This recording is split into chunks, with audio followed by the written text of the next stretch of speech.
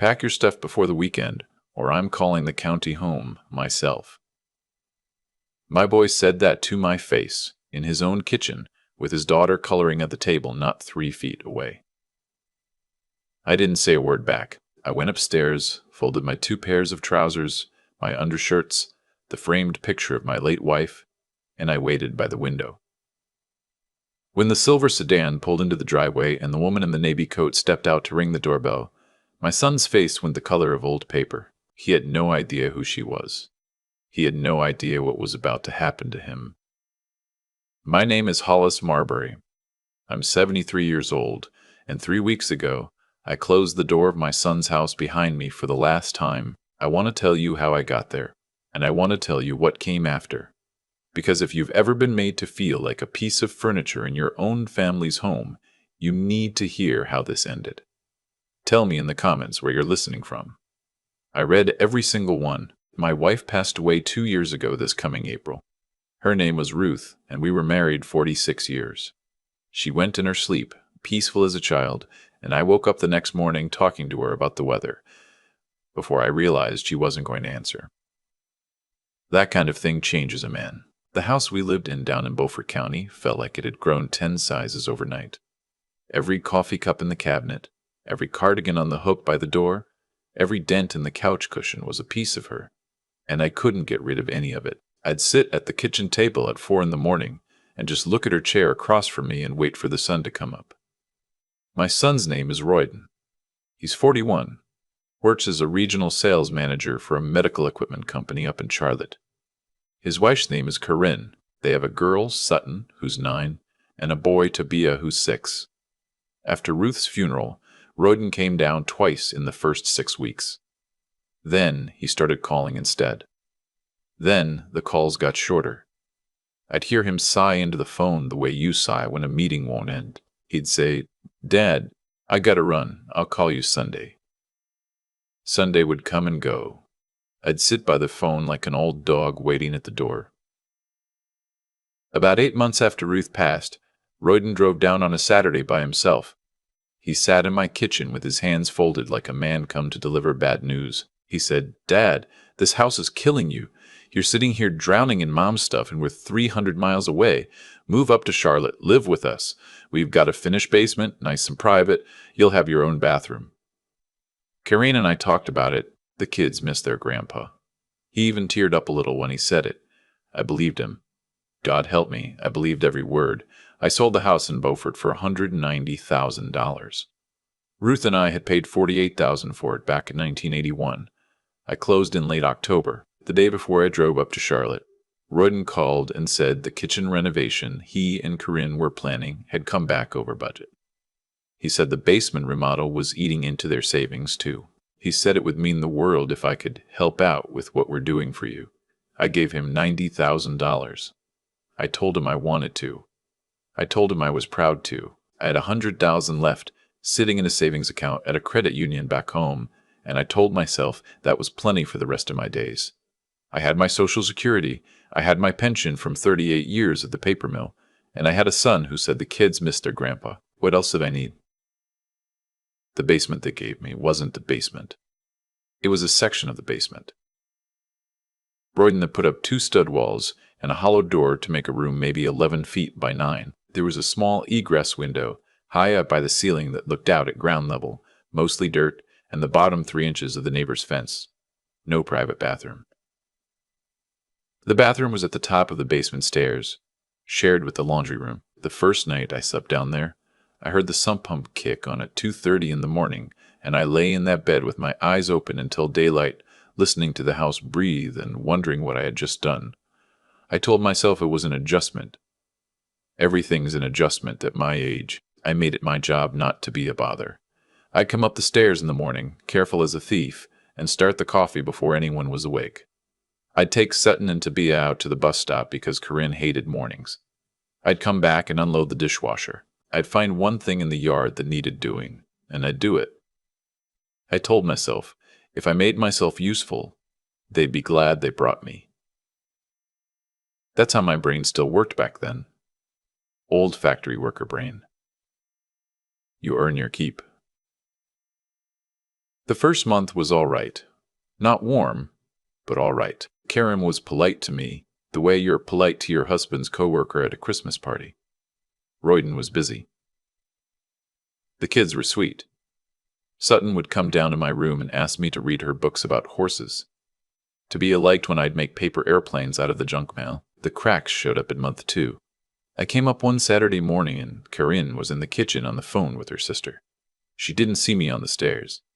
She was saying, "I just can't, Mer. I cannot have him sitting on my couch staring at me while I'm trying to work. He's in every room. He's in every room.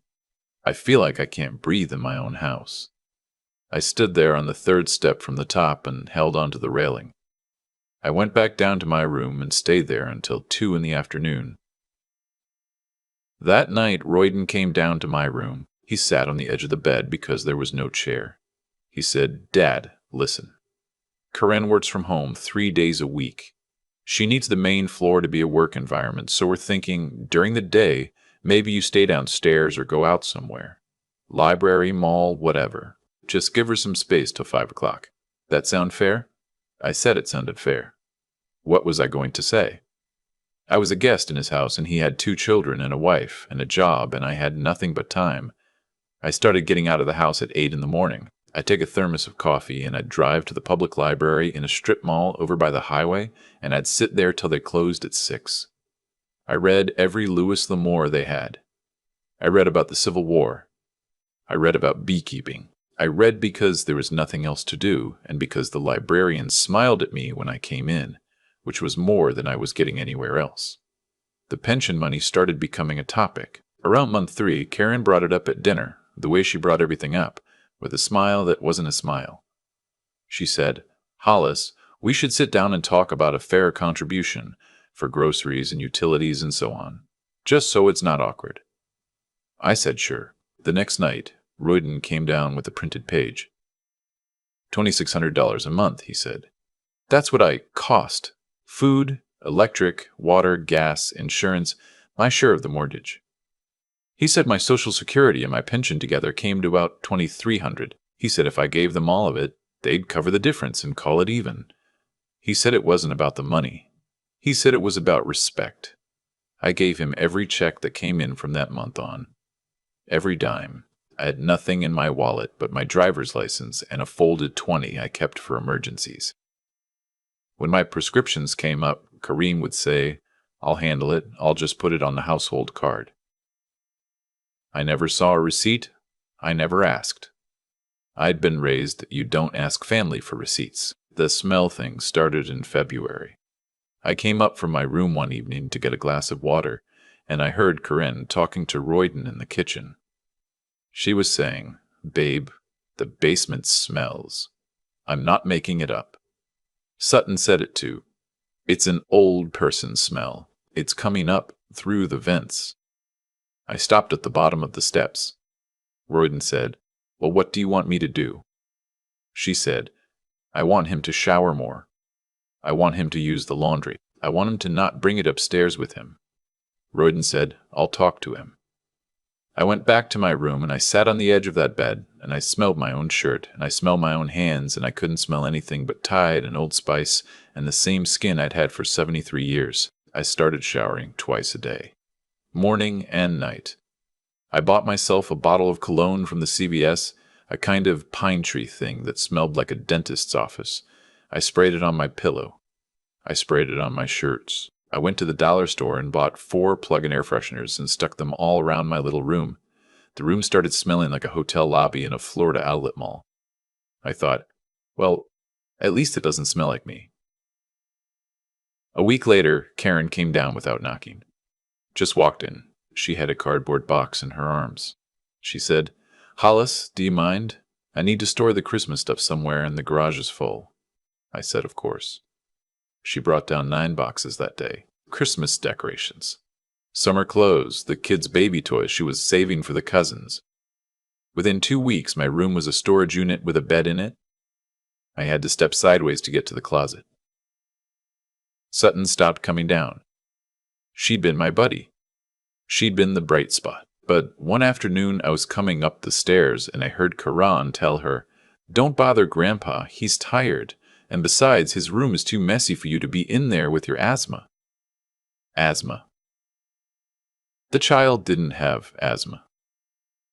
I'd been to her pediatrician appointment in November. I sat there on the stair and listened to my own granddaughter get taught that I was a hazard. Tabia was younger.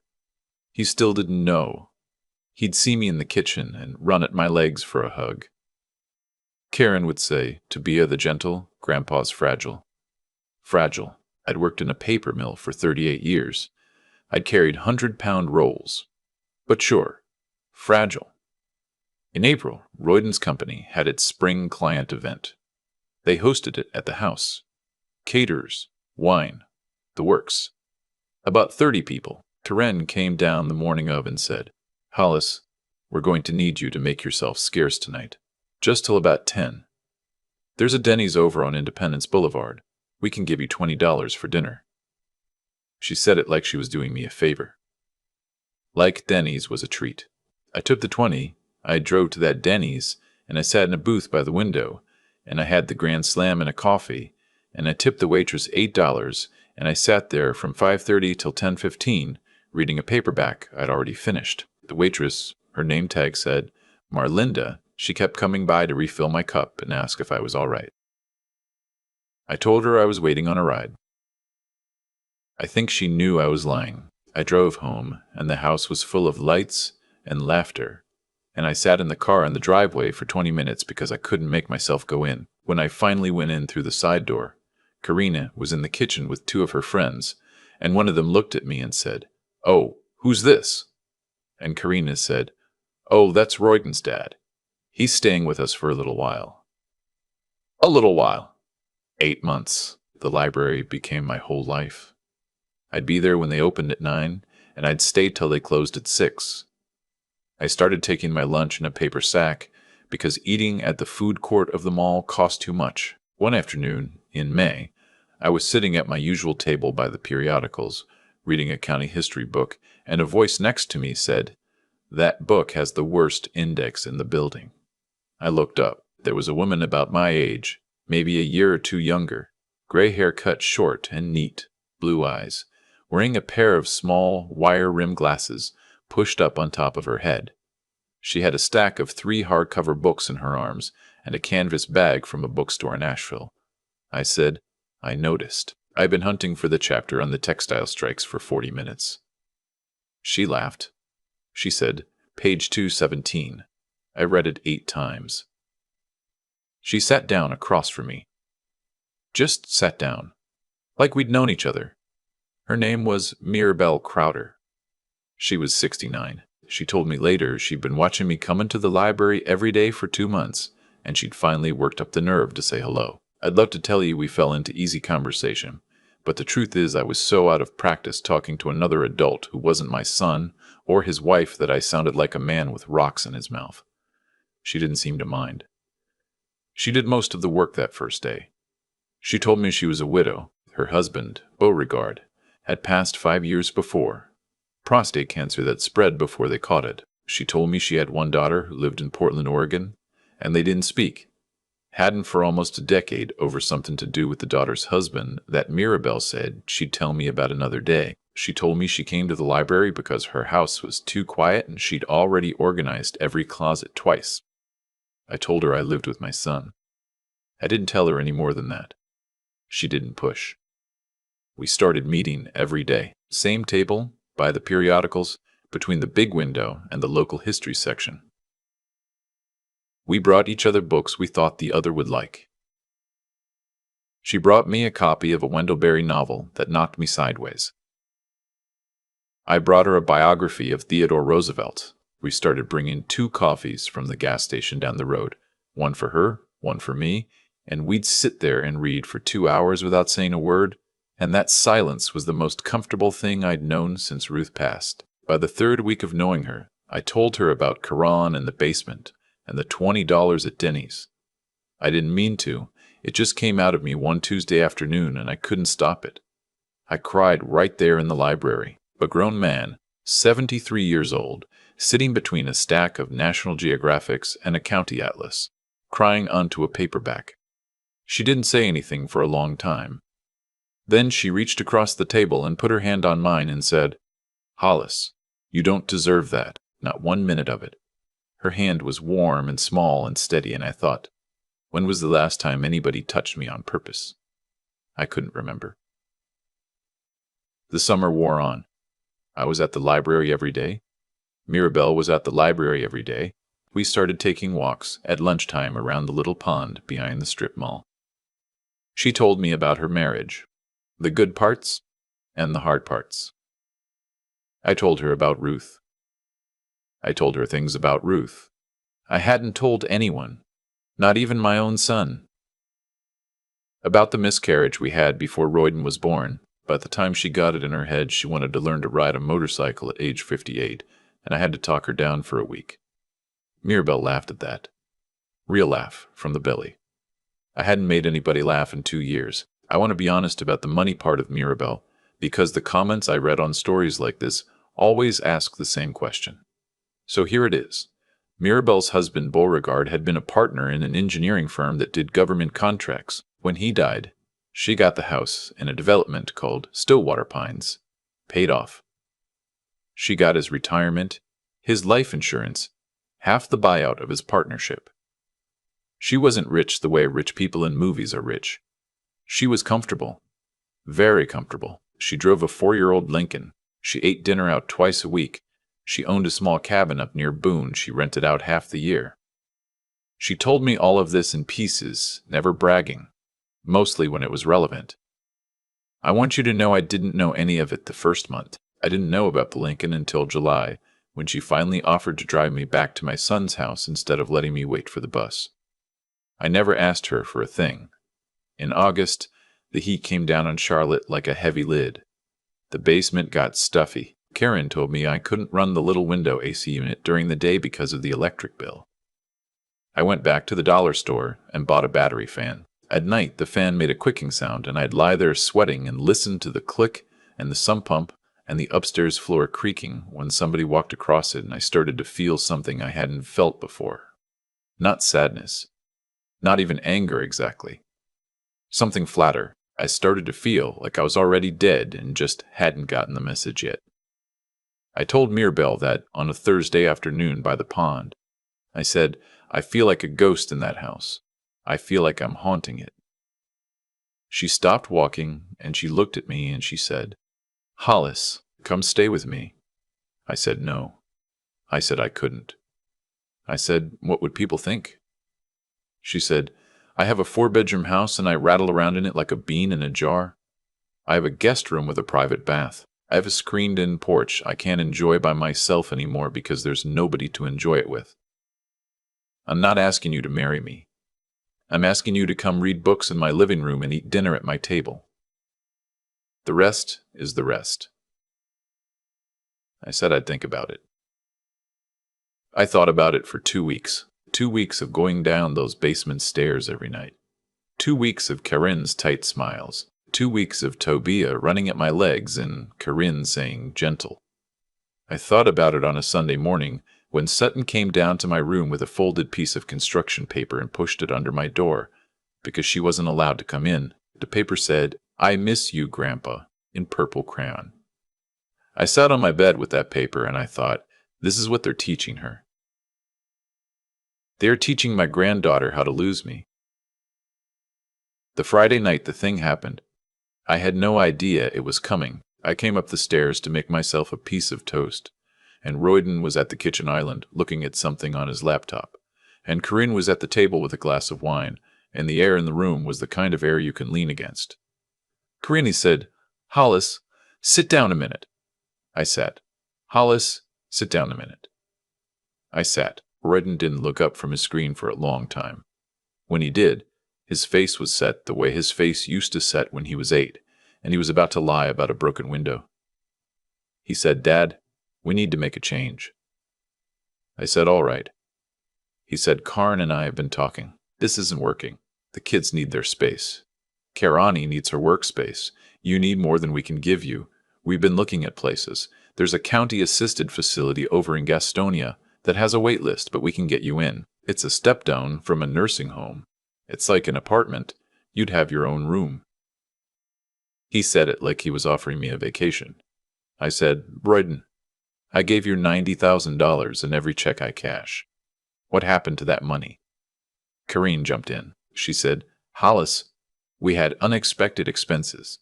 The basement remodel, the kitchen, the Disney trip last March, the kids' summer camp.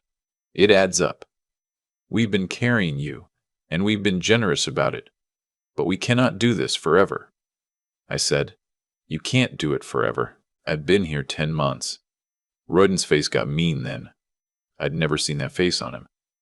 He said, Pack your stuff before the weekend or I'm calling the county home myself. Sutton was sitting at the kitchen table not 3 feet away coloring a picture of a unicorn. She didn't even look up. She'd been trained not to. I got up from the table. I didn't say a word. I went down the basement stairs and I sat on my bed and I cried for about 10 minutes hard. The way I cried when Ruth died, and then I stopped. Just stopped. Like turning off a faucet. I picked up my flip phone, the one Royden made fun of me for keeping, and I called Mirabelle. She answered on the second ring.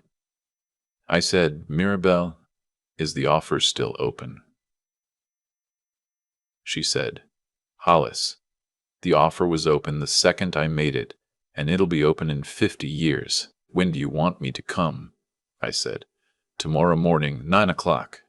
I packed that night. I didn't have much.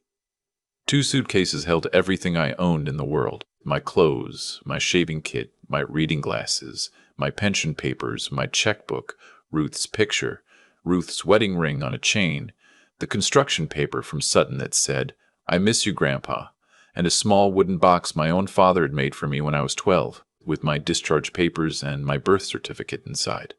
I slept 4 hours. I was up at 5. I sat on the edge of that bed in the dark and waited for the sun to come up over the strip mall across the highway, and I thought about my whole life. About Ruth, about the day Royden was born, 3 weeks early, fitting in the crook of my arm like he was made for it. About teaching him to ride a bike on the gravel road behind our first house, about paying for his college, 4 years at North Carolina State, every penny, while Ruth and I drove cars with 200,000 miles on them and ate spaghetti 3 nights a week. I thought about all of it, and I didn't feel angry. I felt clear, like cold water. At 8:45, I carried my 2 suitcases up the basement stairs one at a time. Royden was sitting in the kitchen with his coffee. He saw the first suitcase and he said, Where are you going? I didn't answer. I went back down for the second. Karen came down the hall in her bathrobe and said, Hollis, what is this? I said, I'm leaving. Royden stood up. He said, Dad, the Gastonia place doesn't open till Monday. You can't just. I said, I'm not going to Gastonia. I heard the car in the driveway. I picked up both suitcases and I walked to the front door. Royden followed me. He said, Dad, who's outside? I opened the door. Mirabelle was coming up the walk in her navy coat. She gave me a small smile. She said, Hollis, let me get one of those. She took the heavier suitcase from my hand like it was nothing. Royden was standing in the doorway with his mouth open. He looked at Mirabelle. He looked at the silver Lincoln in the driveway. He looked back at me. He said, Who is this? Like she was an intruder. I said, Royden, this is my friend Mirabelle Crowder. Mirabelle, this is my son Royden and his wife Corinne. Mirabelle said, Pleasure. She did not put down the suitcase to shake anybody's hand. Corinne had come up behind Royden. Her face was the color of a piece of chalk. She said, Hollis, what is going on here? We were going to discuss this rationally. I said, We discussed it. You told me to pack my stuff, or you'd call the county home. I packed my stuff. Royden said, Dad, you can't just leave with this woman. Who is she? Where did you meet her? Is this... Dad, are you in your right mind? I looked at my son, my only child. The boy I'd carried on my shoulders. The boy I'd sold my truck to put through college. The man who'd taken $90,000 of my money and put me in a basement and complained that I smelled. I said, Royden, I am more in my right mind than I have been in 2 years. I'll call you when I'm ready. Don't call me till then. Maribel was already at the Lincoln. She'd put my suitcase in the trunk. I walked down the front walk. I didn't look back. I heard Karan say in a voice that wasn't a voice I'd heard from her before, "Hollis, wait." I didn't wait. I got in the passenger side of the Lincoln. The leather was warm from the morning sun. Maribel got in the driver's side. She put her hand on my knee for 1 second, and then she put the car in reverse. We backed out of the driveway. Royden was standing on the porch in his slippers. Karen was behind him with her hand over her mouth. Maribel pulled out onto the street, and I watched my son get smaller in the side mirror. And I didn't feel a single thing. Not yet. The feelings came later. In that moment, I felt like I'd just put down a load I'd been carrying so long, I'd forgotten my arms could hang loose. Maribel's house was in a development about 25 minutes north of the city, off a 2-lane road that wound past horse pastures. It was a brick ranch, low and long, with a screened porch on the back that looked out at a pond she shared with the neighbor. The guest room she'd offered me had a queen bed, 2 windows that faced east, an armchair, a reading lamp, a small dresser, and its own bathroom. There was a vase of fresh-cut flowers on the dresser. Maribel had cut them that morning before she came to get me. I sat down on the edge of that bed, and I cried again. I cried for 10 minutes. Maribel sat in the doorway and let me. When I was done, she said, "Come on out when you're ready. There's coffee on." I lived in that guest room for about 3 months before either of us suggested I move into the bigger room across the hall. We were both old enough to take it slow. We didn't have anything to prove and nobody to prove it to. Eventually, I moved across the hall. Eventually, it became our room. We didn't get married. We didn't need to. Neither of us was looking to mess with our wills or our social security. We just lived. We had coffee on the porch. We read books at the kitchen table. We watched the news and yelled at it. We went to a barbecue place every Friday and ordered the same thing. And the waitress, a heavy-set woman named Dorina, learned our names within a month. The money parts of what came next, I'm going to tell you straight, because the comments always ask. Royden didn't call for 9 days. When he finally did, I let it ring. I called him back the next afternoon. He started by apologizing, which is what con men do, and then he started in on what he needed. He needed me to come back, at least for the kid's sake. He needed to talk about the Gastonia thing that had come out wrong. That wasn't really the plan. He needed me to understand he and Karine had been under a lot of pressure. I let him talk for about 12 minutes. Then I said, "Royden, I'm going to ask you some questions, and I want straight answers." He said, "Okay." I said, "The $90,000 I gave you for the basement and the kitchen, where did it go?" Long silence. He said, "Dad, we used it for what we said. There were overruns." I said, "Show me the contractor invoices and I'll believe you." Longer silence. He said, "I don't have all of them. It's been a year." I said, "Royden, did you take that Disney trip on my money?" He didn't answer. I said, "Did you put the kids' summer camp on my money?" He didn't answer. I said, "Royden, did you use any of the $90,000 for anything you told me you were going to use it for?" He said, "Some of it." I said, "Some of it." He said, "Dad." I said, "Royden. Here's what's going to happen. I'm going to call my credit union on Monday, and I'm rerouting my pension and my Social Security to my own account. You'll get nothing else from me. Not $1. I'm changing my will too. The $100,000 I had set aside, and anything else that's in my name when I go, is not coming to you. It's going to a scholarship at the technical college, where I took my night classes. There'll be a Hollis and Ruth Marbury fund, and it'll pay for working-class kids to learn a trade. Your name won't be on it. Sutton and Tabia, when they turn 25, can apply for it like anybody else. He started yelling then. He called me names. He said Maribel was a gold digger and I was a senile old fool. He said Karine had been right about me all along. He said I owed them for taking me in. He said, "You're going to die alone, Dad." I said, "Royden, I almost did. In your basement." I hung up. That was 8 months ago. I haven't talked to him since. Kiran sent one letter, 3 pages long, mostly about how she felt I'd misrepresented their intentions. I didn't write back. I did send a card to Sutton on her birthday.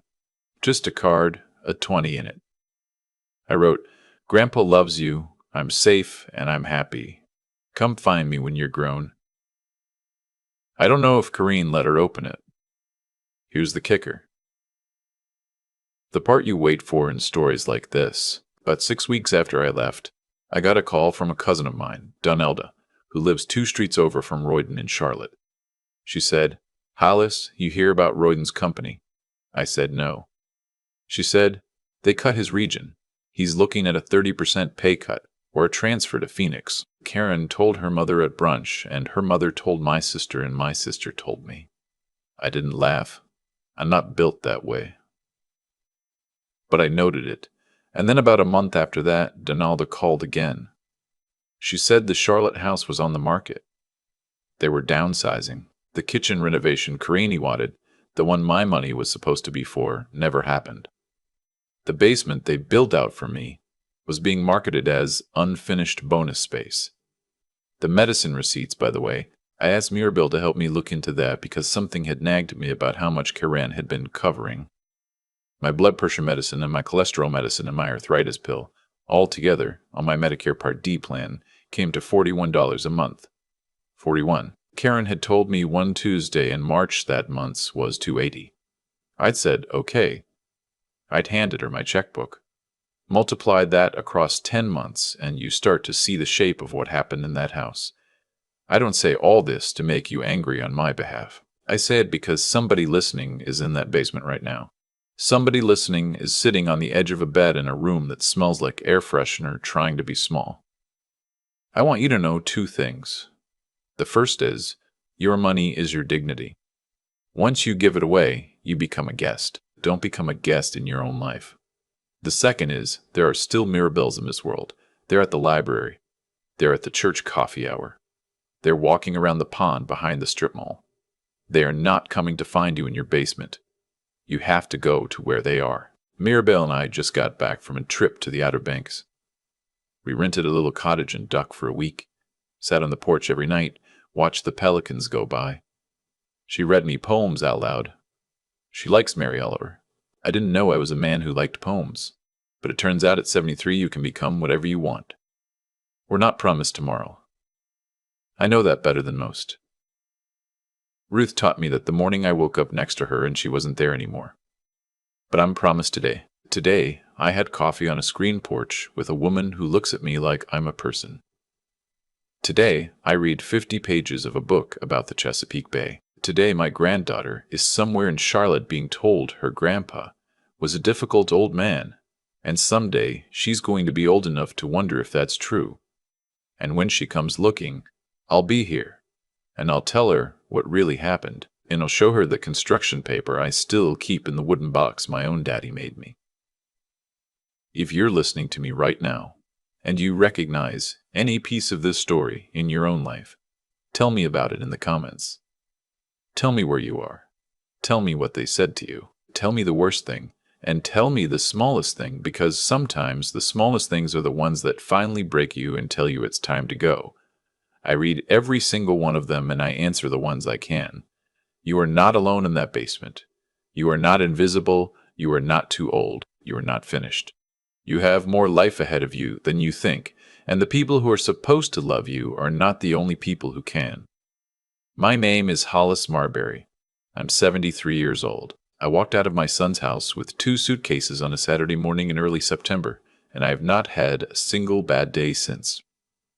The best revenge is not what you do to them. The best revenge is the breakfast you eat the next morning, in a kitchen where somebody pours you a second cup without asking and asks you how you slept. Thank you for listening. Stay with me. I have more stories to tell, and I'll see you in the next one. I think about that morning often. The silver Lincoln in the driveway.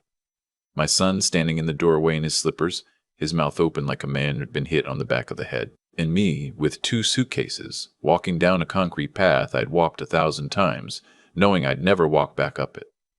None of it happened by accident. Every piece of that morning was paid for by a decision I'd made earlier, and most of those decisions were mine, not Royden's. I gave my son $90,000 because I wanted to believe he was the boy I'd raised. That was on me. I handed over every pension check because I'd been taught that family doesn't ask for receipts. That was on me too. I sat in a basement for 10 months, smelling like air freshener and apologizing for taking up space. And nobody put me down there but me.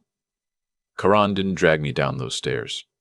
Royden didn't lock the door. I walked it myself, one step at a time, because I thought silence was the same thing as keeping the peace. It isn't. Silence is just a slower way of disappearing.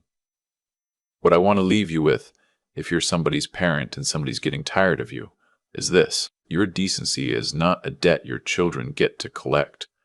The love you spent on them when they were small was a gift you gave freely, and a gift, once given, is not a leash they get to put around your neck. If they treat you like a problem to be managed, they have told you who they are. Believe them the first time. I didn't. I gave Royden 10 months and $90,000 to keep telling me, don't be me. I want to leave you with something about your mind, too. At 73, I learned that the brain you have at the end is just as sharp as the brain you had at the beginning. You can still ask the hard question. You can still call the credit union on Monday morning. You can still change your will. You can still walk into a library and let a stranger sit down at your table. Mirabelle didn't save me. She opened a door. I walked through it myself, on legs that were still strong enough to carry me, and yours are too. And one last thing about the steel it takes. There's a quiet kind of courage that nobody writes songs about. It's the courage of an old man folding his shirts at midnight. It's the courage of picking up a flip phone and dialing a number you weren't sure you had the right to dial. It's the courage of not crying in front of the people who took from you, and crying later when you're safe. That kind of courage is in you. I promise you it is. You've been carrying it all your life. You used it to raise the very people who are now telling you you're a burden. Use it one more time. Use it for yourself. The breakfast on the other side of that door is worth every step,